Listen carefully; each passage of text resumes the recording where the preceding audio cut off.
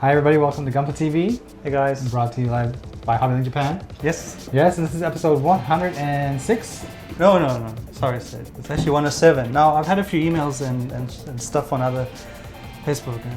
Okay. People asking, where's 105? 105. 105 was the Stein.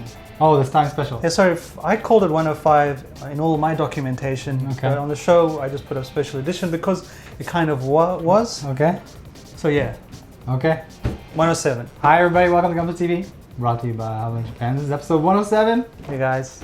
And today we're going to talk about the Master Grade line of kits. Master Grade. This is the big one. It's a little bit more intensive than say the Perfect Grade or the No Grade. Okay. And actually we'll talk about the Master Grade line in detail, a little overview here. Yes. But Ryan, there's something you wanted to show first. Yes, the custom Irvine Lightning CX. Lightning Sykes. Very new cool Zoids. Yeah, this one just came in last week. Now I finished my Iron Kong. Mm-hmm. And I spoke about some panel lining, but yeah, we'll see about that. I've had a few people comment what I should be building, but we'll chat about that in the comments at the end. Yeah. But I won't be opening this up. It looks like a cool kit. Yeah. If anybody who's built the previous lighting knows all about it, but this is the Urban Special Edition. Hey, was this the one that you built that was the friend of the Iron Kong? No. Slightly different? No. Maybe Iron Kong would like to confused. meet this lady. Iron Kong is never satiated. Yeah. That's what I heard. Okay. Okay, what do you got for Get us? that stuff off the table. All right, Master Grade. Master Now, Master Grade, a little overview for everybody, an intro. Master Grade line started in 1995. 1995, doing the math, carry the 1, square root of, no. We're looking at 18 years ago. My last year of high school. 1995. When Ryan was just exiting high school, the Master Grade line came into being. Coincidence? I don't know. In South Africa. I actually have here, Ryan, the very first Master Grade kit from October of 1995. This is Memories. This is the RX-78-2, and of course it started with the RX-78-2. And it's going to come with the things we're used to seeing. Looks familiar. Looks very, very familiar. But when you think about Master Grade, Ryan, what comes to mind as an aspect of the model itself? Oh, well, I always think of your Sinanjus. Okay. Because you love them. Yes. And they're bright red. Okay. All right. When I think of Master Grade, the first thing I think of is that interior frame. Okay. Okay. So I got a guy here. Oh, that's cool. And as you can see with this Gelgoog here, this is a complete frame. There's no like gaps or anything that the armor fills. What you do once you build the frame parts is you slap on the armor and then you get your kit. And I always thought that that was the case with all It's not? Master Grades. No, it's not. What? Because I recently, for this episode actually, decided I was going to build this guy. This is the Ridden Zaku 2. And this is from 19... This is 1996 actually. Wow, memories. And before we actually get into what this kit is about, we took some footage of the box contents so people can have an idea of what it looks like. But you open it up and the first thing you see is basically this image of the Zaku staring at you. And Bandai used to do this with all their Master Grades, but they don't do it anymore. Now we get in here and you can see that they've actually they've got markings on the armor pieces. And that's also what you'll find in the RX-78-2 kit, the original one from the 1995. And you have all the piping that you'll need for your Zaku. And as you can see, it comes with the springs, same as the Zaku 2s that are only a few years old now, so Bandai kept those around. And then you just get in the extra armor, which makes up the Ridden version, as well as the frame runners. Some of these frame pieces are pretty sizable. And then there's the accompanying stickers and various other things. So it's not that much different in how it's packed. You know, a lot of the same type of runners, same design. Bandai hasn't really deviated from that too far. But with all these little pieces in here, even though this is a fairly old kit right now, it's still going to be quite a build. You're still going to have to spend quite a bit of time with it. So I went ahead and I built the Ridden Zaku 2 from 1996. But I only built half of it because I wanted to show how a misconception I had when I talked about this having Master Grades having frames. Everything's got a frame and it's fully articulate. You just put the armor on over top. That's not entirely the case, and that's not true for the kits that were coming out in 1995 and 1996. So as you see here, this leg is actually frame, but this little mechanical piece. That does anything? No, it doesn't go anywhere. You just kind of hide it. It's just hanging out. It's kind of hide, but it still looks better than what they had at the time, right? And for those who don't know, and I'm going to take this arm apart here. When it came to building the arms, it pretty much assembles the same way that you would assemble an arm for a high grade now. Anybody who's built a high grade in the last number of years knows this scheme here. You sandwich in a poly cap between a couple armor pieces, and then you just slide them together. Oh, mega size. Place. Yeah, just like a mega size. Ryan, you're pretty familiar with this, right? Yeah. You can see I've got this pre-molded hand here. Doesn't move. It doesn't move at all. You know, Okay. they do give you quite a bit of hands there, which is something you still see in master grades. Thank goodness. Every dude needs a hand. Every dude needs a few hands. But with the master grades, they also started creating these kind of articulate hands. Yeah. Individual digits, somewhat. Now, if you look at this guy, it's kind of clumsy. You know, Yeah. the red pieces are just kind of squeezing these. Yeah, what's he holding on to in. there? Like, He's just kind of just getting gonna ready. hold his gun. He'd give you the middle finger, but that's all. He can do. But if you look In at the actual future. size of the hands, they don't quite match. Yeah. This one's monstrous compared to this.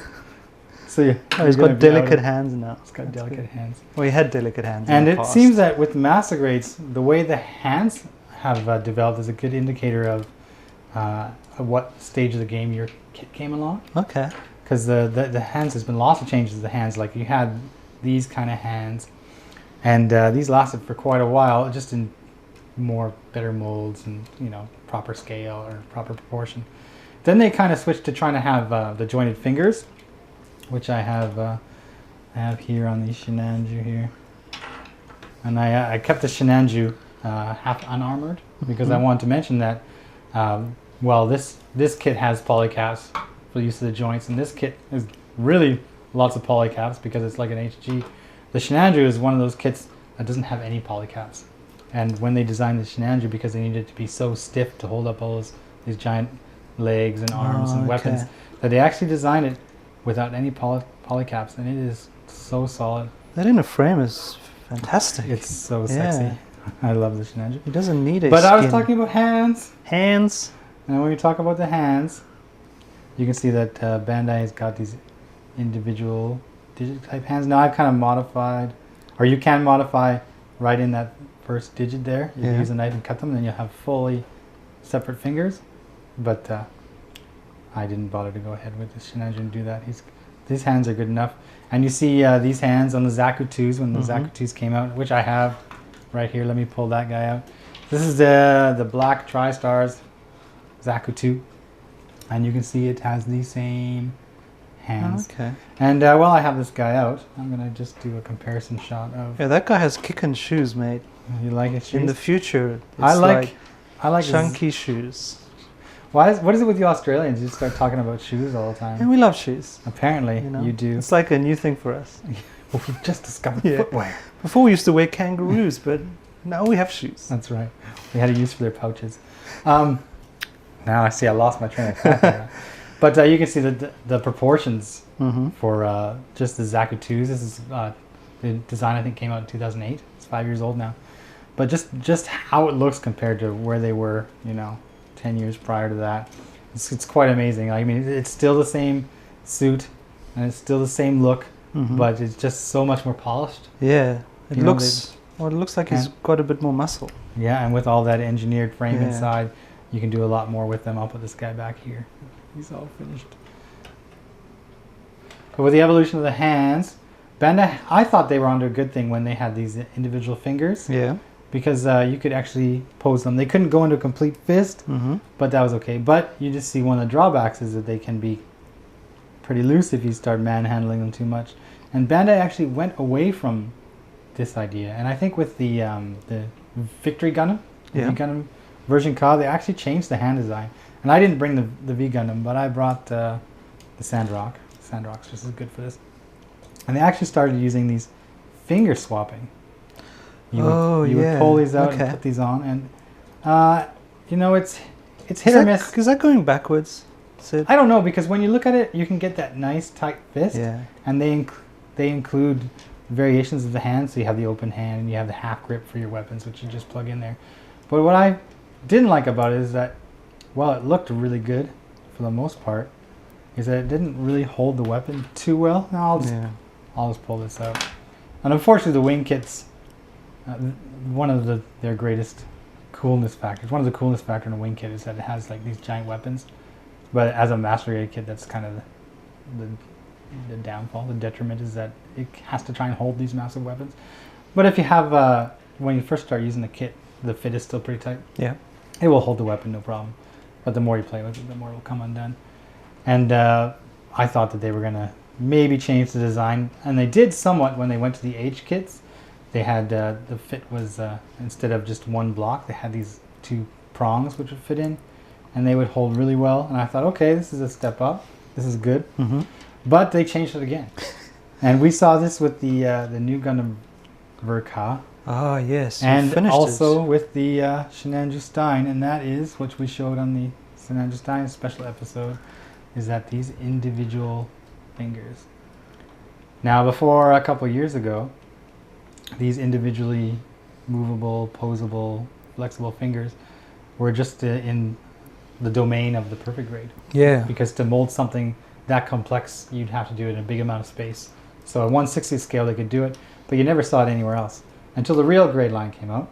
And when the real grade line came out, they were able to get this kind of mold done for the hands. And now they've decided to take that and put it onto the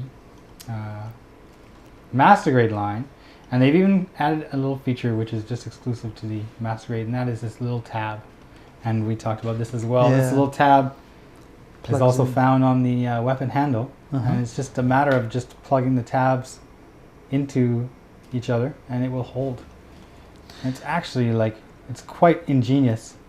And it's amazing to me that how well it works, but also that it took this amount of time to do it. Like, they must have tried so many different hand designs to try and get the one that would allow them to completely grip the weapon and hold it properly. So this is the completed Stein. This is the completed Stein, and this is it's looking currently really good, dude. This is currently the newest master grade kit. At the time of this filming, this is the newest master grade kit there is.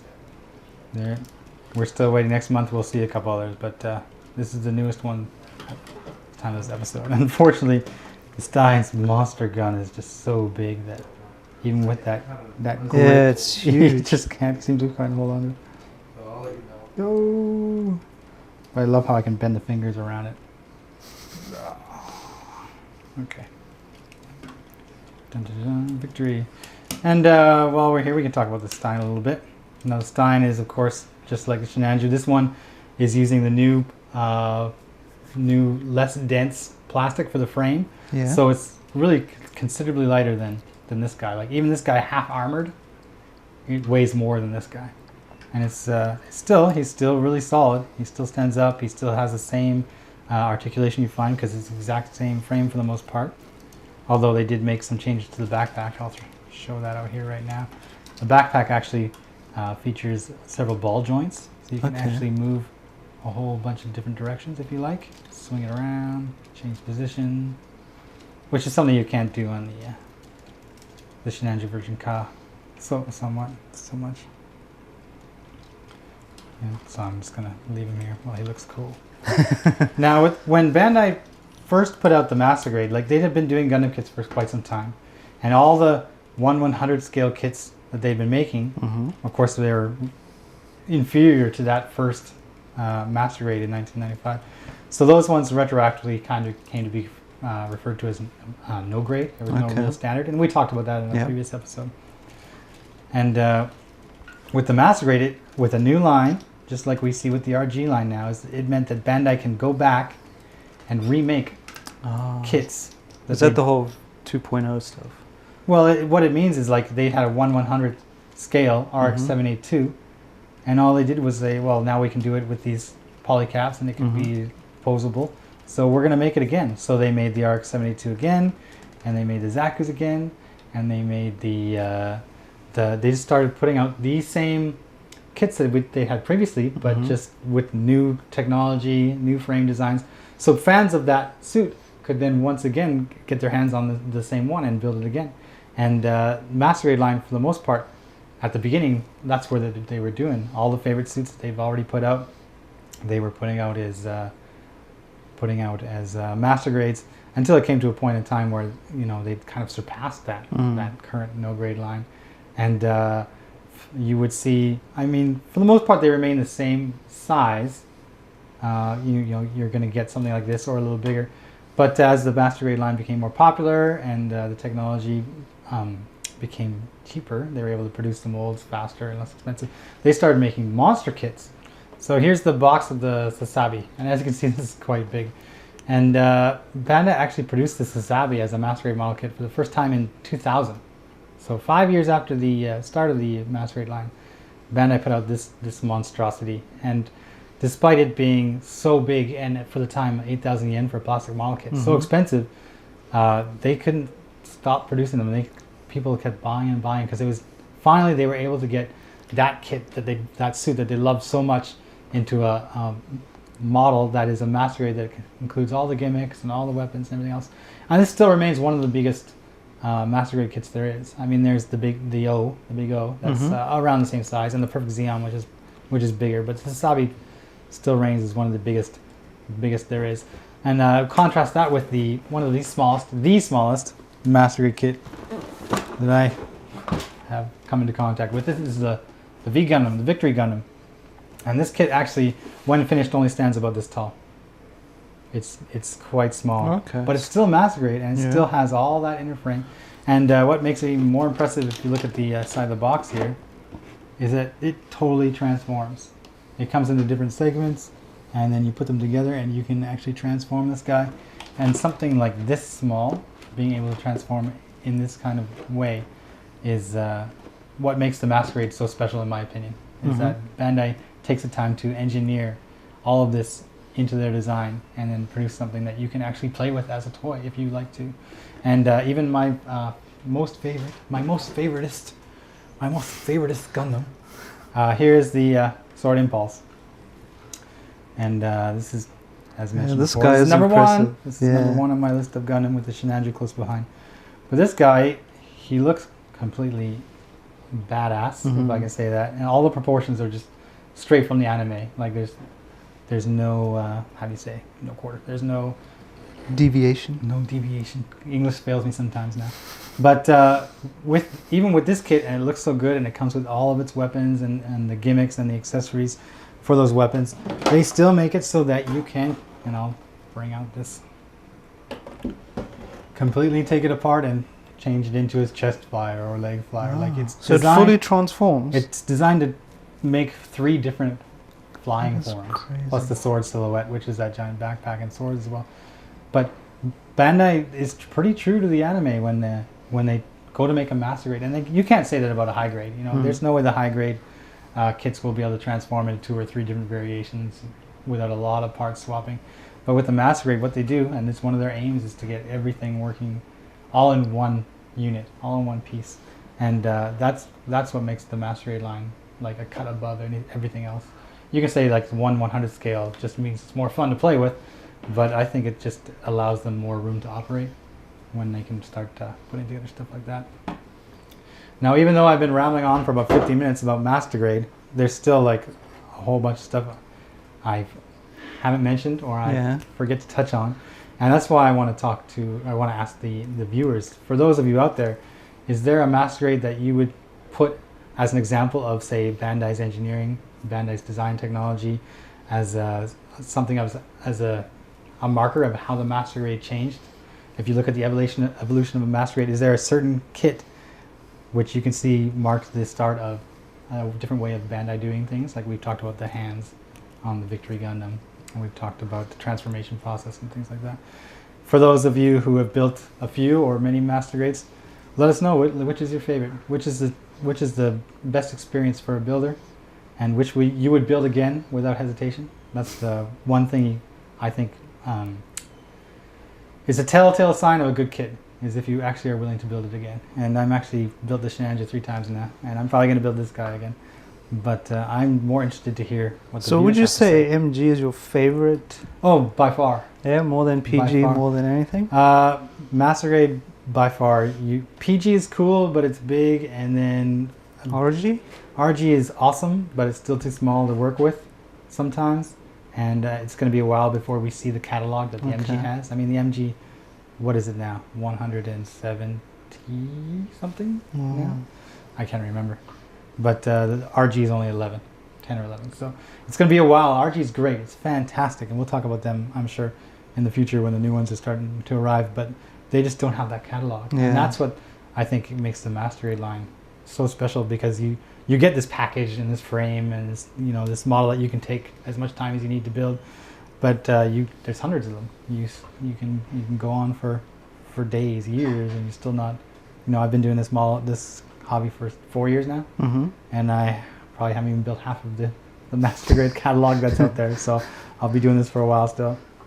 But I'm more interested to hear what the viewers have to say, and I'm also interested to hear what they have to say regarding Ryan, because Ryan has not yet built a Master Grade kit. Okay, Ryan, that's just a brief overview of the Master Grade line. I think pretty comprehensive. In general, there's so much more to talk about if we want to talk about individual kits, but there being over 150 of them, it would take all day. But and they're all at HLJ.com. And I just wanted to let everybody know the idea, what you can expect, and how they've come along. And there has been a progression since I left high school till today. Yeah. I'm a changed man, and so is MG. Yeah. That's all we can take away. For the better, though? Yeah. Master Grade's only gotten better with age. Ryan? My hands are not as good as they used to be. Okay, that's what she said. Comments, okay. questions. Okay, first is from Odin Gilgamesh. Do you think he's a Final Fantasy fan? Final Maybe Fantasy he's a Thor 7, they had Odin and Gilgamesh, the summons. Oh, really? And 8 and 12. Sid knows a lot about Final Fantasy. I like Final Fantasy. Yeah. Okay. Is it true that the next RG after Destiny is the Gundam GP-01? Yes, it is. If you look at the hobby magazines that just came out a couple days ago, they have some shots of it, and it looks so good. It looks so good. Even the Destiny looks good. They had shots of that as well. But the GP-01, was like, that came out of the blue. I had no idea they were planning on that one. Like when we went to the show, they showed like a Goof, and what were the other ones on that wall? The Z-Gawk or whatever. Perhaps they said, real great planning. But the GP-01, it's going to be good. Sid's excited. That's a good sign. Yeah. Next, from E2E. E-Turtle. Anyway, I'm having problems holding the rifle and the larger sword with the regular MG Sinanju. Anyone have any solutions? Since no one answered him, Sid will. It's tough. It's really tough. I had the same problems because the regular Sinanju here, we discussed these hands before, he only has this tiny little peg here. And to hold a rifle or a bazooka, they had a bazooka, and also the sabers. The sabers are okay, they'll hold, but sometimes it's just too big, and that's one of the reasons that Bandai changed their hand design. My advice to E-Turtle here, if he doesn't want to start using glue or maybe using metal rod, put some in the handle and drill a hole in the hand and they'll fit, is to wait for the new Sinanju. Okay. It'll have the new type hands. Okay. And then you just need to get a handle, and you can go to some place that sells Bandai parts, and ask for the runner from the Sinanju Stein and the one piece for the handle of the gun, and Bob's your uncle. it should work. Sweet. Next is MOT Ready. I'd be real interested to see Ryan build the Kotobukiya 1/100th scale Metal Gear Rex that was released in November last year. And That's awesome. That is a very cool looking kit. I wanted to build that one. Yeah, actually, Sid did mention it. I did. And I'm thinking seriously about it. You think seriously about a lot of things, yeah. Right? And you know what I'm going to do, Sid? Because everyone loves this. I'm going to put a thing on Facebook where people can vote. Like, let your voice be heard. Ryan, you would think that you are unable to make decisions on your own when it comes to Gundam or plastic model. It's more even the kits that I build, like the Zoids, which I didn't think, it was cool. Well, of course, they're awesome. I like people choosing. It's fun. Yeah. Because I have very fixed ideas about what I'd like to do. And it's good to... Actually, there's a few Master Grade kits that I built just because someone told me I should check it out, even though I really didn't have an interest in that suit. And they turned out great. Yeah. So, next is from Liam the Great. Didn't Ryan want to make the police spinner from Blade Runner? See what I'm talking about here? What I just Why remember? not Ryan build wants to make a lot of things. Why do people remember what I say? They don't remember. They just go back to that This video. is hard. Like, I think the police spinner, like getting it that right blue and the interiors, like it's an intensive kit. I think the Metal Gear Rex is a bit easier. But I'm not saying I'm building the Metal Gear Rex. I still want some more He's feedback. not saying he's not building the police. Yeah, it's up in the air. He's not saying much anything. Thanks, Sid. Next is from Brian. Great show as usual, Ryan and Sid. I already have my first 3 Gunpla, and following your advice, I started with the HG kit. I'm a noob, and I guess you built it badly. Because he says, and it sucks. Well, It sucks being you're a noob. Yeah. It's life, dude. Everybody starts in the same same spot. Right now, I'm having problems with painting my kit. You're a noob who's painting. I wouldn't even do it. I would. You gotta Paint later. Anyway, it goes grab on the with bull paint. by the horns. Yes. Figuratively. The paint you mentioned, we're not, I guess we mentioned some spray We're talking paint. about just the Tamiya The spray. dude's in the UAE, and he says they can't get that kind of stuff there, I assume, for some reason. Yeah. And he says this acrylic spray paint. Is it good for Gunpla kits? People do use acrylic paints. I mean, some paints are lacquer, some paints are acrylic, some paints are enamels. Just when you use the acrylic, you have to be careful that the other things you're using will work with it. Yeah. So if you're using acrylics, then use all acrylic. Yeah, top coat acrylics, everything Yeah. acrylics. Yeah. If you start mixing acrylic and enamel and one over top of the other in the wrong order, then it starts getting sketchy. But some people use acrylics all the time. Does Vallejo, I mean, I've got a Vallejo top coat. I wonder if they do spray paints. Anyway, next. Super DJ Zali. Ryan build a Star Trek ship. Would love to see that. You know, that's not a bad idea either. Because I think we have some Star Trek kits. We just had some Enterprise stuff. They were very, quite expensive. they were very big. Big, huge. Stuff you like. Yeah. You combine big and huge with Star Trek. Nerd head explode. That's right. Asplode, people. Explode. Your head would I explode. asplode. You'd be like William Shatner. Huge in Star Trek. I actually built a Voyager. Yeah. But it was like you just assemble it. It was pre-painted and everything, and it lights and all that kind of stuff. Very cool. Next, Paul Raymond Augustin. Hello, Sid and Ryan. I have a question. I was thinking of putting some scratching effects on my high-grade kit, as it just came out of a fight. Dude, how did it get into a fight? It's a Gundam. Do you fellas have any advice I can use that can work? Yeah, I mean, you can use just the tip of your design knife and start running the scratches down. You can use a file. You can just grab a rock and beat it. Screwdriver. There's lots of little things. Yeah. You can do. I mean, it is Power plastic. tools. It will gouge easy. Yeah. You use your nails. Some people get in there and just Nails. Get your cat, throw it at it. no, like just find something that will easily dig into that plastic. Okay. You can get scribers. You can get etching saws. You can get Machetes. Whatever you want. a gun. You shoot it with a bullet. Yeah. It's easy to damage your plastic. That's what I'm trying to say. I wonder what happened if you shot a gun with a gun. Would it just explode? Would it just shatter? Sounds like something we could do in a future episode. Guns are illegal in Japan. Yeah, but we have these replica ones that are really, really cool, and I want to try out. And finally, from DJ Eric Fury. Why is everybody a DJ? Super DJ Zali, DJ Eric Fury. Maybe they're DJs. My brother's a DJ. Do you know who he used to call himself? DJ. DJ Chuck Norris. And I wonder if he's going to get mad at me for mentioning that. Okay, well, this guy goes, I live in Okinawa. And we know where Okinawa is. We do. It's part of Japan. It's down south. It's an island. And I frequently eat at Kagetsu Arashi. I'm not familiar with We do Kagetsu not know. Arashi. Yeah. Maybe it's just an Okinawan thing. I guess they do ramen noodles, but he says good noodles here. And how about Koko Ichiban for curry? We know about it. We know all about Koko Ichiban. We go there every week. Every Tuesday. Every Tuesday we drive out to the Koko Ichiban and we eat the same exact thing we eat the week before. It's curry. And it's Japanese good. curry. It is You know, they beautiful. just like were in the Guinness Book of World Records or something. For most curry The most- restaurants in the world, no? Most curry sold. I don't know. Yeah, something crazy. They have a promotion going on there now. Guinness World Records. It's a big thing in Japan. Guinness World Record. We sold the most curry, or we have the most curry restaurants. Or Well, I'm win or sure something. if you live in Japan, you know about Koko Ichiban. If you ever come to Japan, go to Koko Ichiban because it's actually quite cheap and bloody It is. good. It is inexpensive. inexpensive. It's very good. That You is can the eat at word. McDonald's. You can eat for around the same price. Yeah. And you can get like you can change the hotness level of the curry. Yeah, So from like I always 1 go to with, 8. I always go with what is called amakuchi, which is the mildest, the sweetest, the mildest, because I'm not a spicy guy. But you can crank that up, and you think you pay like an extra 30 yen or something at each level. It's And like it a gets spicy. microtransaction. It gets spicy. you get some pretty spicy mouth burning stuff. Oh yeah. Well, that's all the questions. Yep. Actually, one thing: if you live in Okinawa, why would you eat curry? It's bloody hot there. Because curry is awesome, Ryan. I know it's awesome. We even eat it in summer, which is I know. crazy. So I would just like to say we're on YouTube and Facebook. Yeah. Subscribe us, like us, All that do whatever social you media need stuff. to do. Yeah. We do have a blog with actually photos, so Yeah. check that out. Yeah, we'll try and get some good photos of some of the stuff.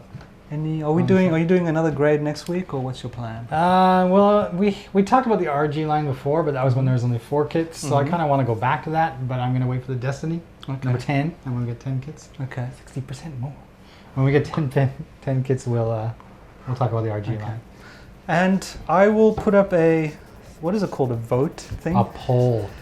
A poll on HobbyLink TV Facebook of 6 or 7 kits, and you guys go to work. Yeah, make sure you go to the vote thing and vote for click Ryan's vote. thing on the vote thing. Yeah. The poll. The poll, Ryan. And I'll lock it to the top. Cool. All right. Sweet. On that case, we'll see you later. See ya. 2 seconds. It's that time. Hold on, let me get that. 2 seconds.